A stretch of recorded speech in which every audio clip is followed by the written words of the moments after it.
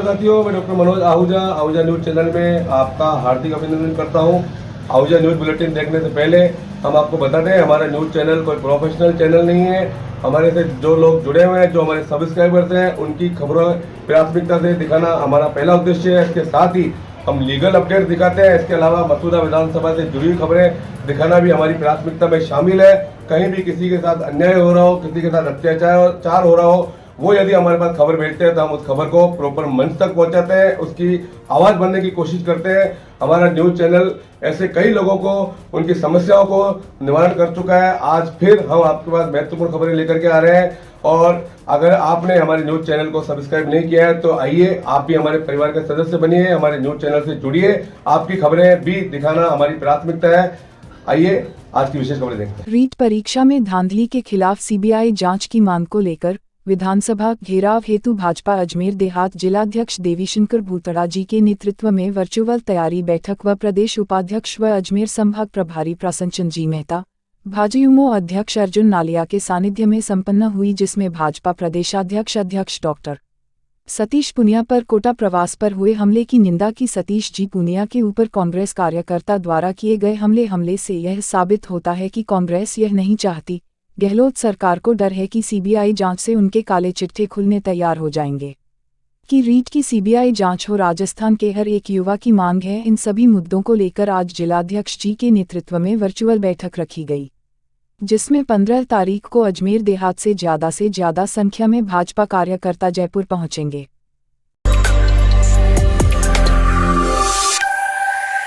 संतों के हृदय में सदैव ही सर्वत्र का भला करने का भाव रहता है एवं उनका परम धर्म मानवता की सेवा करना ही होता है। उक्त उद्गार सद्गुरु माता सुदीक्षा जी महाराज ने 11 फरवरी को महाराष्ट्र के 3 दिवसीय 55वें वार्षिक निरंकारी संत समागम का विधिवत शुभारंभ करते हुए मानवता के नाम प्रेषित अपने संदेश में व्यक्त किए। सद्गुरु माता सुदीक्षा जी महाराज ने अपने भाव व्यक्त करते हुए कहा कि सभी के प्रति प्रेम, दया, करुणा, सहनशीलता का भाव मन में अपनाएं, जिससे कि इस संसार को स्वर्गमय बनाया जा सके। केकड़ी ब्रांच मुखी अशोक कुमार रंगवानी के अनुसार सद्गुरु माताजी ने आगे कहा कि हमें अच्छे गुणों का आरंभ स्वयं से करते हुए इसे अपने घर परिवार, मोहल्ले, शहर, देश एवं समस्त विश्व के लिए करना चाहिए, जिससे कि इस संसार को वास्तविक रूप में दिव्य गुणों एवं कर्मों द्वारा महकाया जा सके। निरंकारी मिशन ने सदैव ही सेवा को परम धर्म माना है, अतः इसी सेवा भाव को अपनाकर मानवता के कल्याण के लिए सेवाएं निभानी है।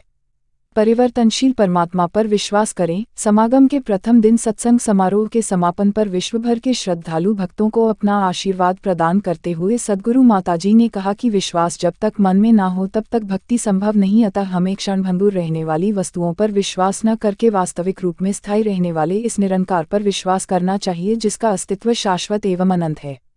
केकड़ी ब्रांच के मीडिया सहायक रामचंद टहलानी के अनुसार सद्गुरु माताजी ने इसके अतिरिक्त एक अन्य उदाहरण देते हुए कहा कि भक्ति एवं विश्वास के विषय में जब हम परमात्मा से जुड़ जाते हैं तब हर हाल में शुक्राने का भाव ही प्रकट करते हैं। प्रार्थना एवं अरदास हमारी भक्ति को परिपक्व बनाती है व जीवन के उतार चढ़ाव हमारे मन को प्रभावित नहीं करते। हमें इस निरंकार प्रभु की रजा में बगैर शर्तों के समर्पण करना है। इस बात को स्पष्ट करते हुए माताजी ने फरमाया कि एक गुरु को उनके शिष्य ने एक उपहार दिया, जिसे गुरु ने बहती हुई नदी में प्रवाहित कर दिया। गुरु ने उसे शिक्षा देने के उद्देश्य से समझाया कि यदि तुमने मुझे कुछ दिया तो तुम उसे मुझ पर छोड़ दो कि मैं उसका कैसा प्रयोग करता हूँ। इस उदाहरण द्वारा हमें यही शिक्षा मिलती है कि यदि हम अर्पण करते हैं तो उसके उपरांत कुछ भी पाने की अपेक्षा न हो, और यह अवस्था हमारे जीवन में तभी आती है जब हम अंदर एवं बाहर एक समान हो जाते हैं। इस वर्चुअल रूप में आयोजित समागम में सभी प्रतिभागियों ने अपने शुभ भाव गीतों, कविताओं एवं विचारों के माध्यम से प्रकट किए, जो अनेकता में एकता का सुंदर चित्रण प्रस्तुत कर रहे थे। उल्लेखनीय है कि संत समागम के अवसर पर सद्गुरु माता सुदीक्षा जी महाराज के कर कमलों द्वारा विश्वास भक्ति आनंद समागम स्मारिका का भी विमोचन किया गया, जिसमें मराठी, हिंदी, गुजराती एवं नेपाली भाषाओं में अनुभवी संतों के सारगर्भित लेख सम्मिलित हैं। कस्बेवासियों के द्वारा चुनी हुई ग्राम पंचायत की सरपंच अव्वल तो किसी काम की है भी नहीं, ना अपने दायित्वों का निर्वहन करने की स्थिति में है और ना ही 2 साल के दरमियान किसी सार्वजनिक कार्यक्रम में ग्रामीणों के रूबरू हुई। सुख दुख में शामिल होना तो दूर की बात है, ग्राम पंचायत में जाने वाले व्यक्तियों को भी कभी उनके दर्शन होते हुए दिखाई नहीं दिए हैं। ये तो हुई ड्यूटी के प्रति उदासीनता वाली बात। लेकिन सरपंच तब जरूर एक्टिव मोड में रहती है जब ग्राम के हित को लेकर, ग्राम के विकास को लेकर कोई बात आती है। ऐसे कामों में सरपंच व उनके प्रतिनिधि सदैव गांव के विरोध में रहते हैं। हाल ही में ग्रामीणों ने रूपपुरा रोड जाने वाले प्राचीन रास्ते को बंद करने पर विरोध जताया था। तब सरपंच प्रतिनिधि ने एलानिया करते हुए घोषणा की थी कि यह रास्ता बंद होकर रहेगा। कंपनी के हाथ में कुछ भी नहीं है। ग्रामीणों ने इस रास्ते को खुला रखने के लिए पंचायत समिति सदस्य सुनील शर्मा को जिम्मेदारी दी, जिन्होंने इस वाजिब मांग को मसूदा विधायक राकेश पारीक तक पहुंचाया, जिन्होंने इस संबंध में स्थानीय प्रशासनिक अधिकारियों सहित जिला प्रशासन को निर्देश दिए। कस्बे के पत्रकारों ने भी इस मामले में पूरा सहयोग प्रदान किया। कस्बेवासियों की तरफ से इस संबंध में स्थानीय नागरिक मनोज आहूजा के नेतृत्व में राजस्थान उच्च न्यायालय में जनहित याचिका भी पेश की गई। ग्रामीणों ने राजनीतिक भेदभाव भुलाते हुए धरना प्रदर्शन भी किया। आखिरकार राष्ट्रीय स्तर के नेताओं तथा स्थानीय दलालों के साए में चलने वाली राष्ट्रीयकृत कंपनी ARB को झुकना पड़ा और अब इस रास्ते को खुला रखने के लिए अंडरपास का निर्माण कार्य चालू है। सरपंच व उनके प्रतिनिधि अब बगलें झांकते फिर रहे हैं। इससे पूर्व के भी कई उदाहरण हैं जब ग्राम विकास की बात आई तो सरपंच व उनके प्रतिनिधियों ने खुलकर विरोध किया। प्रधानमंत्री आवासीय कॉलोनी में जब विद्युत कनेक्शन की बात आई, जब नल कनेक्शन की बात आई, मंदिर में हुए गबन को लेकर जब ग्रामीणों ने हिसाब की मांग की, आखिर ग्रामीणों ने क्या सोचकर ऐसी सरपंच को चुना? और अगर ग्रामवासियों को अब इस बात का एहसास हो चुका है कि यह ग्राम पंचायत गांव का विकास नहीं विनाश चाहती है, तो फिर ऐसी पंचायत को क्यों झेला जा रहा है? ये बात तो तय हो चुकी है कि हर विकास के काम में ग्राम पंचायत खिलाफ रहेगी और ये भी तय हो चुका है कि हर अच्छा काम फिर भी होगा।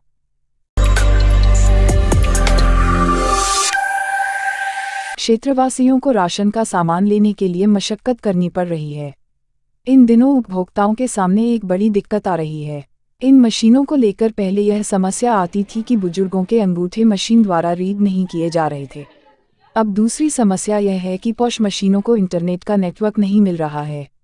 गौरतलब है कि राशन का सामान लेने से पहले पॉश मशीन में उपभोक्ता को अपना सत्यापन करवाना पड़ता है, जिससे ऑनलाइन एंट्री हो जाती है।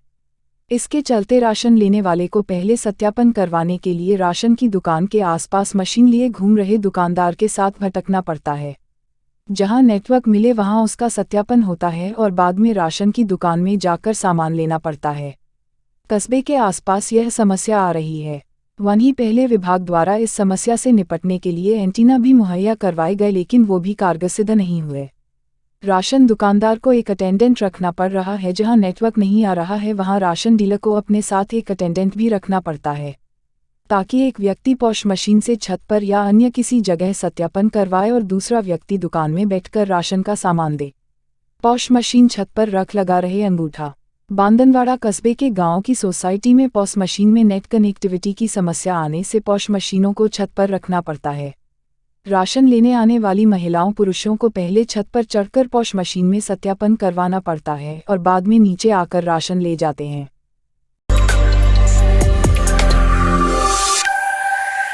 भारतीय जनता पार्टी शहर जिला अजमेर की महत्वपूर्ण बैठक एक निजी होटल में आयोजित की गई, जिसमें समर्पण निधि महाअभियान, सशक्त मंडल अभियान व आगामी 15 फरवरी को जयपुर में होने वाले विधानसभा घेराव को लेकर महत्वपूर्ण चर्चा की गई। उत्तर विधायक वासुदेव देवनानी ने कहा कि हमने भी रीट की परीक्षा करवाई थी। हमने सरकारी प्रशासनिक अधिकारियों को संयोजक व सहसंयोजक बनाए, जबकि कांग्रेस ने राजीव गांधी स्टेडी स्किल के पदाधिकारियों को संयोजक बनाए, जिससे धांधली में कांग्रेस के नेताओं का होना स्वाभाविक है। SOG की जांच में भी सामने आया है कि पेपर आउट हुआ है, किंतु SOG राजस्थान पुलिस का ही एक अंग है। ऐसे में SOG कभी भी सरकार के मंत्री व मुख्यमंत्री से सवाल नहीं कर सकेंगे। ऐसे में इस धांधली की CBI जांच होनी चाहिए। दक्षिण विधायिका अनिता बघेल ने सशक्त मंडल अभियान पर अपना विषय रखते हुए कहा कि यह अभियान संगठन का अत्यंत महत्वपूर्ण अभियान है। यदि हम अपने मंडल को मजबूत कर लेते हैं तो हमें किसी भी परिस्थिति में विजय होने से कोई नहीं रोक सकता। हमारा संगठन ही हमारा ताकत है। ऐसे में यदि हम सशक्त मंडल में सफल होते हैं तो हमारा संगठन स्वतः ही सशक्त होगा। संगठन प्रभारी वीरमदेव सिंह ने अब तक के सभी कार्यों का व्रत लेते हुए बैठक में उपस्थित सभी जनों को आगामी 15 फरवरी को विधानसभा घेराव में अजमेर से अधिक संख्या ले जाने हेतु आग्रह किया। भाजपा शहर जिलाध्यक्ष डॉक्टर प्रियशील हाड़ा ने कहा कि सभी के सहयोग से अजमेर में अब तक के सभी कार्यक्रम सफल हुए हैं और अजमेर शहर के कार्यकर्ताओं के सहयोग से आगामी 15 फरवरी को 5000 लोग जयपुर विधानसभा घेराव के लिए कूच करेंगे। समर्पण निधि महाअभियान के संयोजक धर्मेंद्र गहलोत ने कहा कि अब तक लगभग 60 लाख की सहयोग राशि एकत्र हो चुकी है एवं सभी के सहयोग से हम राजस्थान में प्रथम 3 स्थान में आने का प्रयास करेंगे। बैठक का संचालन जिला महामंत्री संपत सांथला ने किया व धन्यवाद महामंत्री रमेश सोनी ने दिया। बैठक में महामंत्री वेद प्रकाश दाधीच, उप महापौर नीरज जैन, आनंद सिंह राजावत, जय किशन परवानी, मोहन लालवानी, प्रकाश बंसल, महेंद्र जादम, हेमंत सांथला, सतीश बंसल, दीपेंद्र लालवानी, प्रभा शर्मा, भवानी सिंह जेदिया, राजेश घाटे, हितेश डाबरिया, महेंद्र रावत, विपिन काबरा, गंगाराम सैनी, सत्यनारायण शर्मा, संदीप गोयल, अनुभव शर्मा, सोहन शर्मा, प्रेम प्रकाश, सुरेंद्र मंडरवाल, जयराम मालाकार, भारती श्रीवास्तव, अंकित गुर्जर, रचित कच्छावा आदि उपस्थित रहे।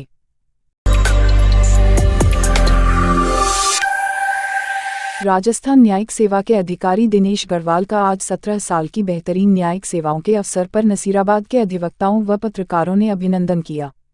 संयुक्त अधिवक्ता महासंघ के अजमेर संभागीय अध्यक्ष एडवोकेट डॉक्टर मनोज आहूजा ने बताया कि दिनेश गढ़वाल केकड़ी न्यायिक परिवार के सदस्य रह चुके हैं तथा बार एसोसिएशन केकड़ी के महासचिव भी रह चुके हैं। वर्ष 2005 में न्यायिक सेवा में चयन होने के बाद से ही उन्होंने राजस्थान के विभिन्न जिलों में न्यायिक कार्य संपादित करते हुए केकड़ी सहित अजमेर जिले का नाम रोशन किया है। उन्होंने सदैव बार व बेंच के मध्य सौहार्दपूर्ण रिश्ते रखते हुए न्यायिक कार्यों को संपादित किया है। आज उनकी 17 वर्ष की सेवाओं की जानकारी मिलने पर उनसे संपर्क किया तो जानकारी मिली कि आज वो ट्रेन के माध्यम से देहरादून की यात्रा पर हैं, जिस पर अधिवक्ता डॉक्टर मनोज आहूजा, नसीराबाद बार के पूर्व उपाध्यक्ष हेमंत प्रजापति, पत्रकार हसन रिजवान, रवि चावला ने उनका नसीराबाद रेलवे स्टेशन पर माल्यार्पण करते हुए अभिनंदन किया। साथ ही बेहतरीन सेवाओं के लिए बधाई व शुभकामनाएं दी।